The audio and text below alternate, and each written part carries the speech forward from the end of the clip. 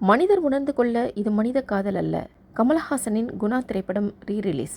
கமல்ஹாசன் நடிப்பில் 1991ஆம் ஆண்டு வெளியான வெற்றி திரைப்படமான குணா திரைப்படம் ரீ-ரிலீஸ் செய்யப்பட உள்ளதாக தகவல் ஒன்று வெளியாகி உள்ளது. தமிழ் சினிமாவின் தமிழில் வெற்றி பெற்ற பல படங்கள் டிஜிட்டல் வடிவில் புதுப்பித்து மீண்டும் ரீ-ரிலீஸ் செய்து வரும் கலாச்சாரம் அதிகரித்து வருகிறது. அதற்கு காரணம் சமீபத்தில் வரும் படங்கள் எதுவும் மக்களின் கவனம் ஈர்ப்பது இல்லை என்று கூறப்படுகிறது. எனவே ரஜினியின் பாட்ஷா, பாபா, கமல்ஹாசனின் வேட்டையாடு விளையாடு, ஆளவந்தான், விஜயின் கில்லி, சூர்யாவின் வாரணம் ஆயிரம், தனுஷின் யாரடி நீ மோகினி உள்ளிட்ட பல திரைப்படங்கள் ரீ-ரிலீஸ் செய்யப்பட்டு ரசிகர்கள் மத்தியில் நல்லதொரு வரவேற்பை பெற்று வருகிறது.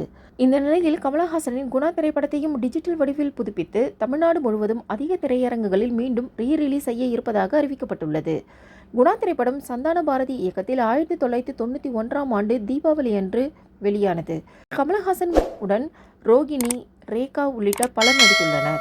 சமீபத்தில் வெளியாகி வசூல் பெற்ற மஞ்சுவல் பாய்ஸ் மலையாள திரைப்படம் குணா திரைப்படத்தின் கண்மணி அன்போடு காதலன் நான் எழுதும் பாடல் இடம்பெற்றிருந்தது என்பது குறிப்பிடத்தக்கது. குணா திரைப்படம் ரீ-ரிலீஸ் செய்யப்பட உள்ளதாக வெளியான தகவல் கமல்ஹாசன் ரசிகர்களுக்கு மிகவும் உற்சாகத்தை ஏற்படுத்தியுள்ளது.